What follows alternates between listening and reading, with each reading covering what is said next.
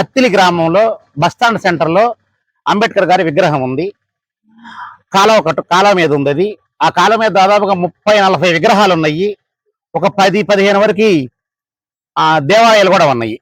అయితే ఈ మధ్య అక్కడ అంబేద్కర్ గారి విగ్రహాన్ని రెనోవేషన్ చేసి కొంచెం పెయింట్స్ వేసి నీట్ గా దాన్ని తయారు చేయడం కోసం అని చెప్పేసి అంబేద్కర్ యువత అక్కడ ముందుకొస్తే అక్కడ ఒక ఇద్దరు బీసీ సోదరులు, వాళ్ళ పేరు మన్యం దానయ్య, వర్గ శ్రీను అనేటటువంటి ఇద్దరు బీసీ సోదరులు ఎంఆర్ఓ గారికి కంప్లైంట్ చేసి మా మనోభావాలు దెబ్బతింటున్నాయి, అంబేద్కర్ గారి విగ్రహం బాగు చేయడానికి వీల్లేదు అని చెప్పేసి ఎంఆర్ఓ గారికి పిటిషన్ పెట్టడం జరిగింది.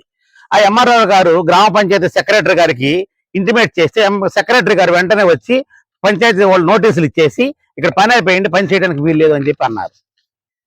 ఇక్కడ అసలు విషయం తీరా ఆరాధిస్తే ఆ మస్తాను ఆ శ్రీను ఏం చెప్తున్నారు అయ్యా అంటే, తణుకు ఎమ్మెల్యే అయినటువంటి ఆరుమిల్లి రాధాకృష్ణ గారు మాకు చెప్పారు, ఆయనే మాతో ఆపిస్తున్నారు, ఆయనే మాకు సపోర్టు, ఆయన వెనక నిలబడి మాతో ఆపిస్తున్నారు, మమ్మల్ని ఎవరు ఏం చేస్తారు, ఎవరు ఏం చేయలేరు, ఎంఆర్ఓ గారు ఏం చేయలేరు, ఎస్ఐ గారు ఏం చేయలేరు, సిఐ గారు ఏం చేయలేరు, మాకు ఎమ్మెల్యే గారి సపోర్ట్ ఉంది అని చెప్పేసి వాళ్ళు బహిరంగంగానే చెప్తున్నారు.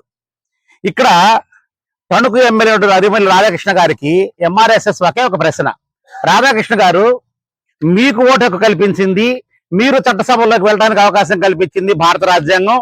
ఆ భారత రాజ్యాంగాన్ని 2 సంవత్సరాల 11 నెలల 18 రోజుల పాటు అహర్నిశలో శ్రమించి నిర్మించింది డాక్టర్ బాబాసాహెబ్ అంబేద్కర్ గారు. అంబేద్కర్ గారి విగ్రహానికి రెనోవేషన్ చేస్తా ఉంటే మీకు వచ్చిన ఇబ్బంది ఏంటి రాధాకృష్ణ గారు? ఈ సమాజంలో మీకంటూ ఒక మంచి పేరుంది, ఇప్పటికీ కూడా మీరు చెప్పినని మేము అనుకోవడం లేదు.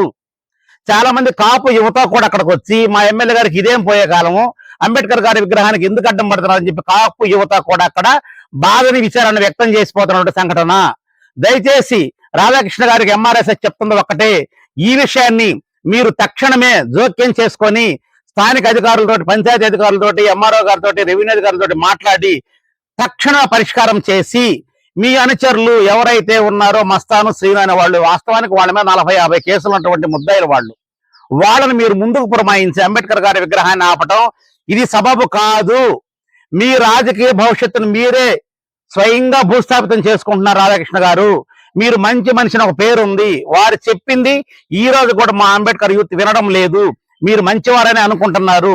కాబట్టి తక్షణమే మీరు జోక్యం చేసుకొని అంబేద్కర్ గారి విగ్రహం యొక్క రెనోవేషన్ పనులు పూర్తయ్యే విధంగా అధికారులకు సిఫారసు చేయవలసిందిగా ఎంఆర్ఎస్ఎస్ డిమాండ్ చేస్తుంది.